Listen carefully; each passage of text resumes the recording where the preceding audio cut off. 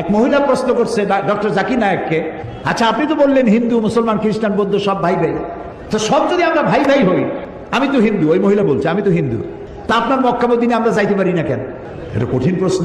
আমি চিন্তা করলাম কি জবাব দেয়, আমার কাছেও জবাব আছে, কিন্তু উনি কি বলেন সেটা শোনা দরকার। উনি জবাব দিলেন, বোন আপনার বাড়ি কই? কই তো ইন্ডিয়া। জন্মস্থান কোথায়? এখানে। আমার জন্মস্থানও এখানে। আচ্ছা বোন আপনি কি জানেন যে ইন্ডিয়ায় এমন এমন জায়গা আছে যেখানে এখানে জন্মগ্রহণ করার পরেও সে জায়গায় আপনি আর আমি যাইতে পারি না, এরকম জায়গার নাম জানেন? কোন এরকম জায়গা থাকবে কেন? আমি ইন্ডিয়া জন্মগ্রহণ করছি, সব জায়গায় যাইতে পারি। উনি বললেন মোটেই না, এখানে এমন এমন জায়গা আছে যেখানে আপনি আমি প্রবেশ করতে পারবো না, তার নাম ক্যান্টনমেন্ট। ক্যান্টনমেন্টে আপনিও ঢুকতে পারবেন না, আমি ঢুকতে পারবো না।